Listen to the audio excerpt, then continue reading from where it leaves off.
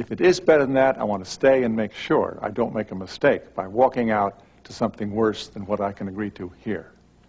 When we use the word option, we mean possible agreements. If I'm buying a car, I'm thinking of getting one kind of car or another. I'm thinking of having special features on it, special paint job. We're looking at the possible terms of an agreement. Cash payment, installments, all those things. When you use the word alternative, we mean deals I can make away from the table. What other cars could I get? Second-hand car, another dealer, things over there. We're looking at my self-help alternative as far as this negotiation goes. It greatly strengthens my hand in this negotiation if I already know what's the best deal I can get down the street. As you look ahead, we want to understand the concept of your self-help alternative. What you will do, you want to look at the range of possibilities, find the best. That's your BATNA, your best alternative to a negotiated agreement. Now let's look at Bill Urey, help an account team prepare for negotiation by understanding their walkaway alternative, by understanding their BATNA. So I just have one question for both of you. What are you going to do if you don't make the sale? It's not going to happen. No. I mean, there's, no question involved. We're making the sale. We're ready. It's all we're here. going We've been working on this for 6 months. It's all ready to go. Dorothy and I have been working our chops off to get this thing set. Okay, well, I realize that. But let's say it's, what is it, 95% sure that you're going to do the deal? It's 99% sure. 99%. We're not even looking at the Okay, well, let's just look at that 1% for a moment. Why? Because you don't want to go into that negotiation with one hand tied behind your back. It isn't. No, When you go into a negotiation, you 25% of my need to pay know this year, probably. what you're going to do if the negotiation fails. not What's the gonna harm in it? Let's take a look. Preparation. Know your walkaway alternative. At what point would you walk? We can't. Would you It's take not any even deal? a consideration. Would No, you take because any he's deal? going to sign this. Any deal whatsoever? Well, of course not any deal. The deal that Okay, we propose we're going to take. But what if they don't go with it? Or what if it's delayed? What's going to happen? Let's just take a look. It's just useful to take a look at what is your walkaway alternative. You're going to negotiate with more confidence if you know what your walkaway alternative is. I didn't even nothing know to this. walk to. I thought this I was the don't sign-off. I think. didn't even know the negotiation already happened for the last 6 months. Yeah, Bill. this is supposed to be just sign on the dotted line. Yeah, I mean, we're ready. This is a common and wholly understandable response, this kind of resistance to figuring out what are you going to do if the negotiation fails. In this case, these two have put everything into this deal. They don't want to even think about what's going to happen if the negotiation fails. Yet it's a classic mistake not to know what you're going to do if the negotiation fails. Knowing your best alternative gives you confidence, and that confidence translates into power. It's absolutely essential before you go into a negotiation that you know what your best alternative to a negotiated agreement is. So, where are we? What are you going to do? We're in shock. Just think about it for a moment. Well, we can do what we always do, I guess, is market to some other people. Yeah, Try to. Okay, so that's one. Start this You got all one over alternative. again. And who would you market it to? I mean, there are two people we planned on, two clients we planned on calling after we sign this today to start our next 6-month routine. And, High Output's one, and we were going to call PD Design is the other. PD Design. Have you talked to these people before? I mean, we've made a couple initial calls, but nothing. Nothing serious. We really haven't had time, we've given been so the busy. amount of effort we've been putting into this deal. That's understandable. But let me ask you, could they, if you did do a deal with them, could they use most of the, you could take advantage of most of the effort you've already put into I mean, we'd have this to. proposal?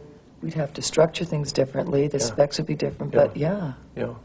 Would it be useful to meet with PD and High Output before the meeting? Find out what the chances are for a sale? Explore it with them? You know the people at PD. Who would we call? Well, we could call their marketing right away. I could do that. Yeah. That wouldn't be that hard. I No. mean, making a phone call isn't that hard to what? No. Set something up? Yeah, we could. And actually have a conversation with them and Yeah. some initial explorations? Yeah. That make you feel better? I mean, if this is the scenario that we're buying into, I guess it would. I didn't plan on it, but, yeah, I guess it would. The facts are not immutable. Not only should you know your BATNA, but you should think about what you can do to improve your BATNA. What can you do to improve your walkaway alternative? Are there steps you can take? In this case, There are steps that they can take to not just know that they could go to another client, but actually develop another proposal so that they've got something in their back pocket when they negotiate. If something goes wrong in that negotiation, they're going to negotiate with more confidence because they can pat their back pocket and know exactly what they're going to do if the negotiation fails. That's the power of knowing your best alternative and of improving it. Now, for a moment, let's just flip the tables here. What about their BATNA? What about their best alternative to a negotiated agreement?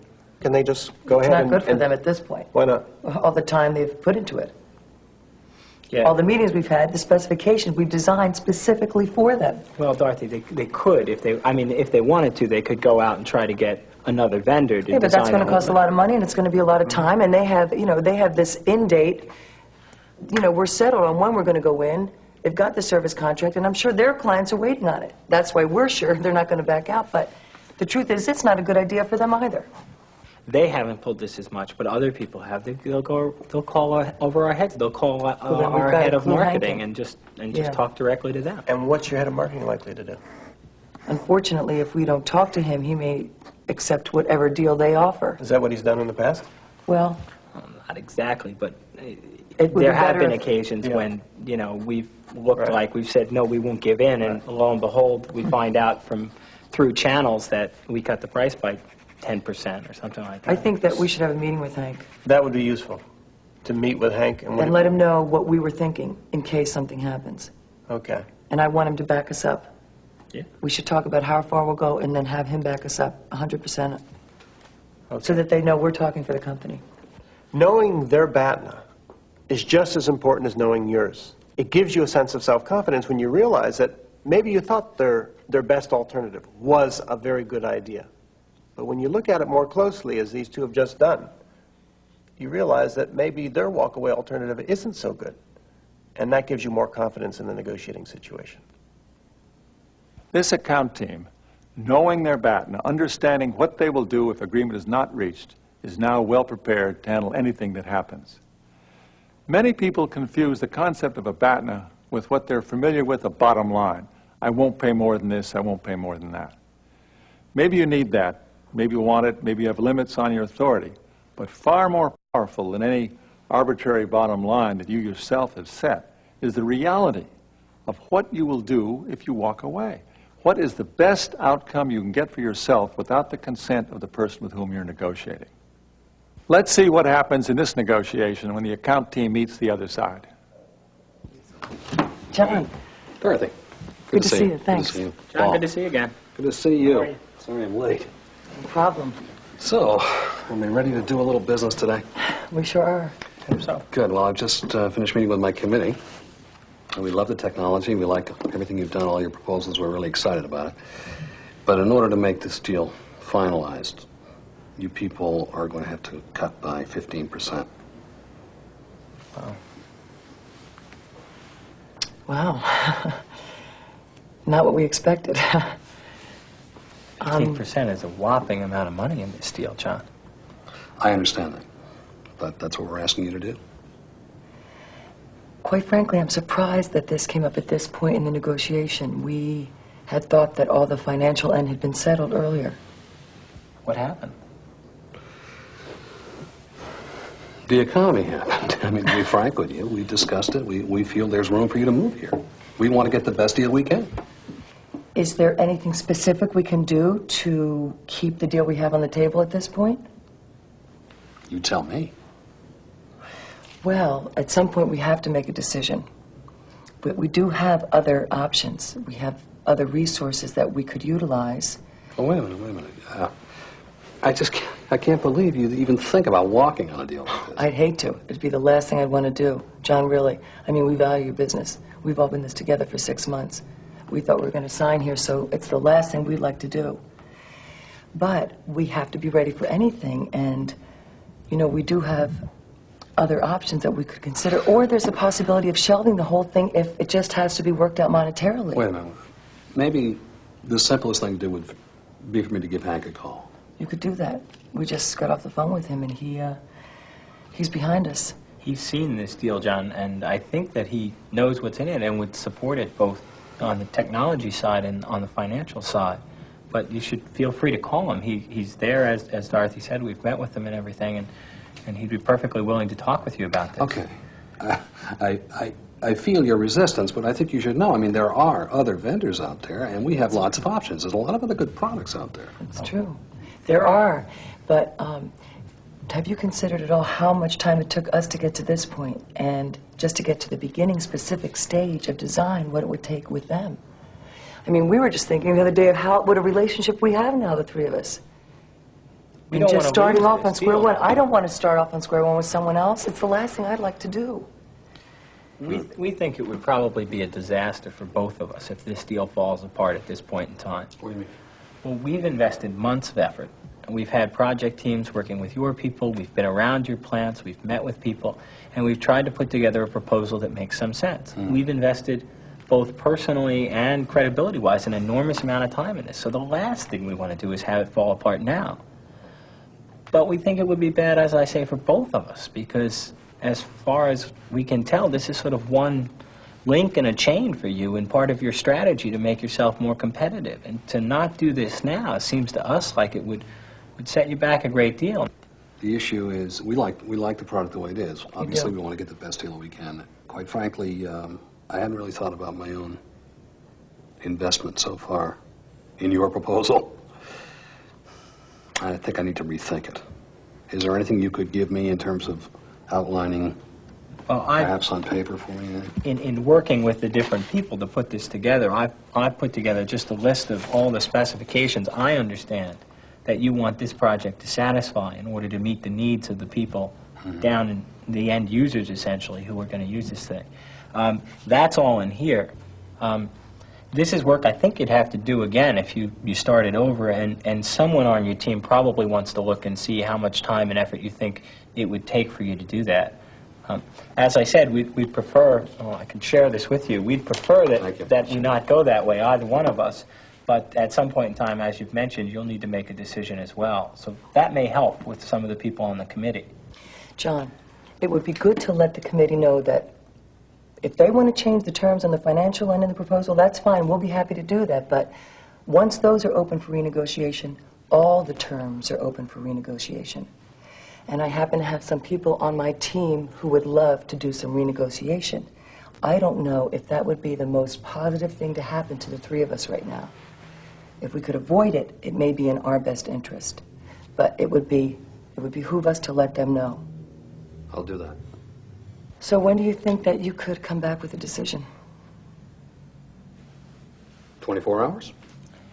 That would help because we need to figure out now whether or not to schedule some of the people who are currently assigned to this project. And at this point in time, I really need to know from you guys soon whether we're going to go forward or not. All right, well, 24 hours it is then, if you can live with that. In the negotiation, they did not collapse. Many teams at the last minute, many negotiators, faced with a last-minute demand for a concession, just give in. They say, oh, we can't walk away from this deal now. If you thought about your own alternative, and if you thought about the other side's alternative, you give them a little check. Do some reality testing and say, this is bad for you.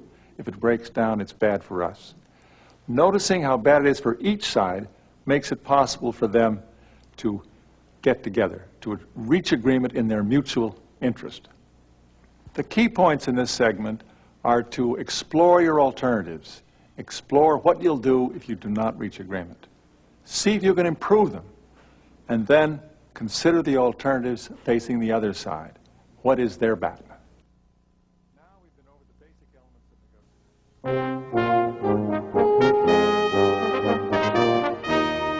negotiation. Finale. Don't take all these ideas and say, I got to put on my getting to yes clothes and wear them like wearing somebody's suit that doesn't fit. I've got to play a role that I don't really believe in. You want to, as Bill said, internalize them, cut them and fit them so they suit you. So you say what you believe and believe what you say. So you're comfortable. And you'll become more comfortable using more and more as the time goes on. We have found that these ideas work for us. We've seen successful negotiators use them with great effect, and we're confident that you'll be able to use them too. Good luck in all your negotiations.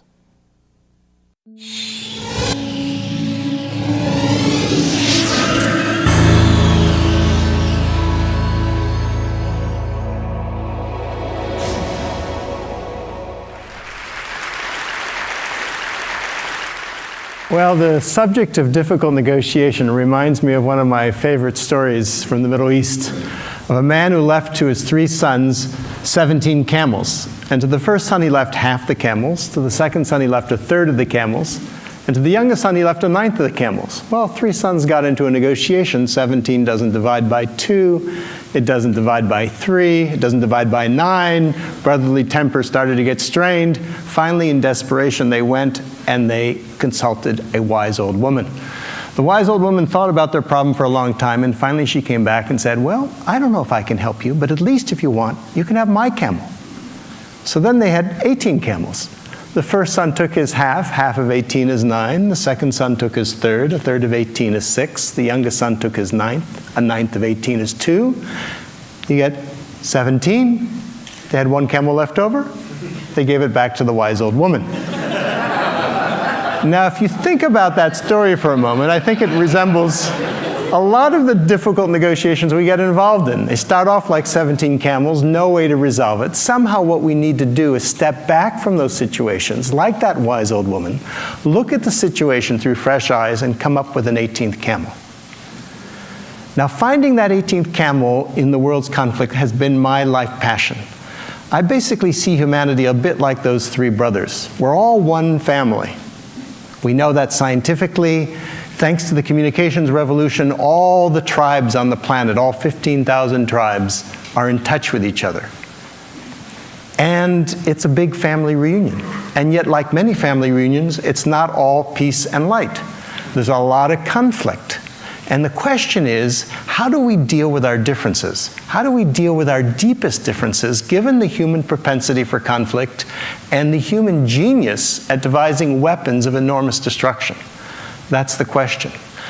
As I've spent the last better part of 3 decades, almost 4, traveling the world, trying to work, getting involved in conflicts ranging from Yugoslavia to the Middle East to Chechnya to Venezuela, some of the most difficult conflicts on the face of the planet, I've been asking myself that question.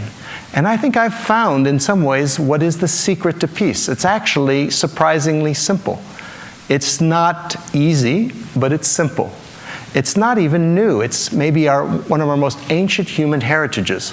The secret to peace is us. It's us who act as a surrounding community around any conflict, who can play a constructive role. Let me give you just a story, an example. About 20 years ago, I was in South Africa working with the parties in that conflict, and I had an extra month, so I spent some time living with several groups of San Bushmen. I was curious about them, about the way in which they resolve conflict. Because after all, within living memory, they were hunters and gatherers, living pretty much like our ancestors lived for maybe 99% of the human story. And all the men have these poison arrows that they use for hunting, absolutely fatal. So how do they deal with their differences? Well, what I learned is whenever tempers rise in those communities, someone goes and hides the poison arrows out in the bush. And then everyone sits around in a circle like this, and they sit and they talk. And they talk. It may take 2 days, 3 days, 4 days, but they don't rest until they find a resolution, or better yet, a reconciliation. And if tempers are still too high, then they send someone off to visit some relatives. There's a cooling off period. Well, that system is, I think, probably the system that kept us alive to this point, given our human tendencies. That system I call the third side. Because if you think about it, normally when we think of conflict, when we describe it, there's always 2 sides. You know, it's Arabs versus Israelis, labor versus management, husband versus wife, Republicans versus Democrats. But what we don't often see is that there's always a third side. And the third side of the conflict is us. It's the surrounding community. It's the friends, the allies, the family members, the neighbors. And we can play an incredibly constructive role.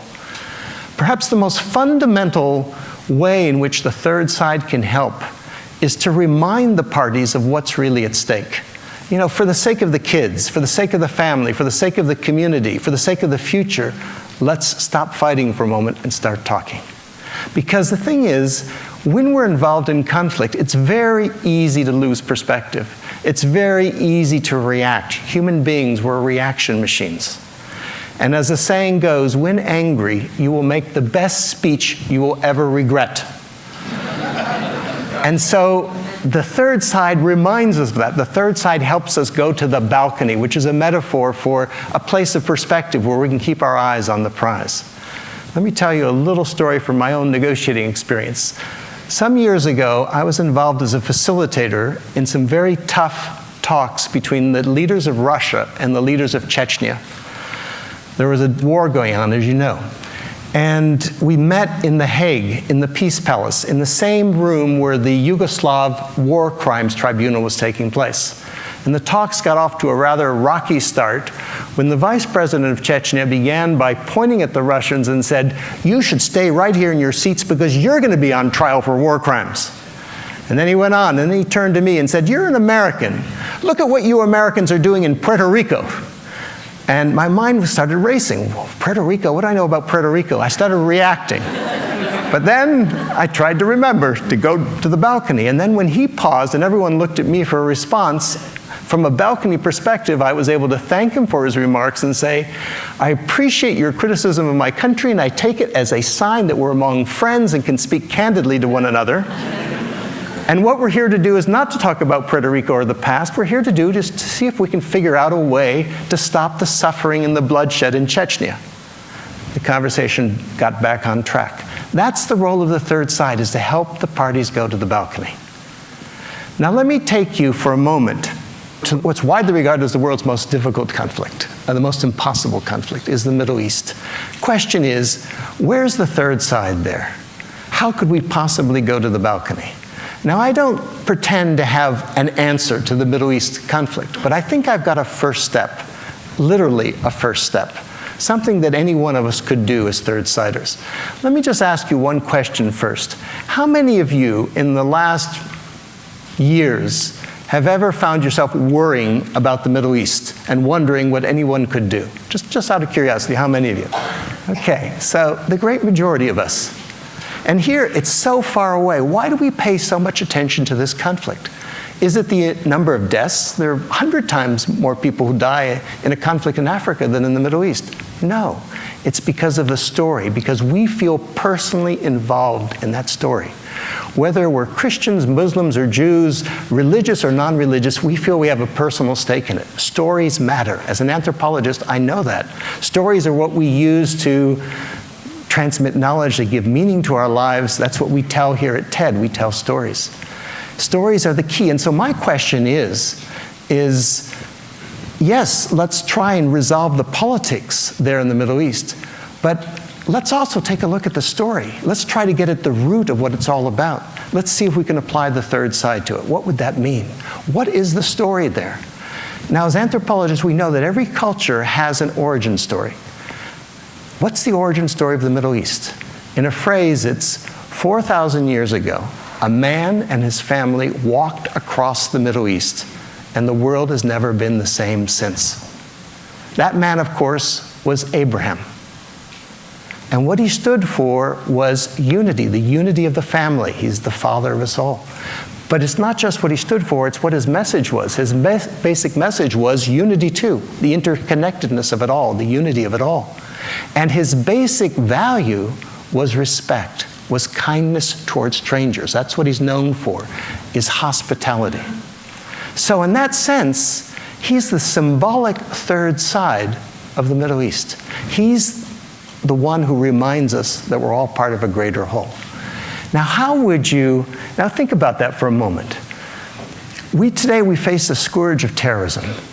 What is terrorism? Terrorism is basically taking an innocent stranger and treating them as an enemy whom you kill in order to create fear. What's the opposite of terrorism? It's taking an innocent stranger and treating them as a friend whom you welcome into your home in order to sow and create understanding or respect or love.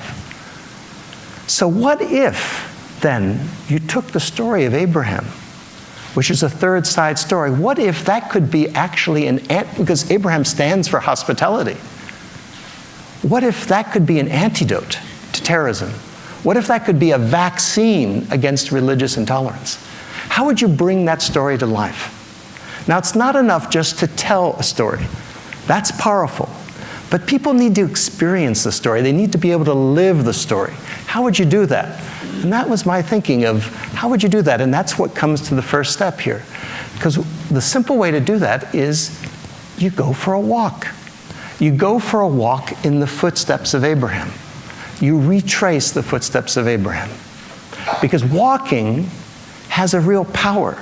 You know, as an anthropologist, walking is what made us human. Walking, it's funny, when you walk side by side in the same common direction. Now, if I were to come to you face to face and come this close to you, you would feel threatened. But if I walk shoulder to shoulder, even touching shoulders, it's no problem. Who fights while they walk? That's why in negotiations often, when things get tough, people go for walks in the woods. So the idea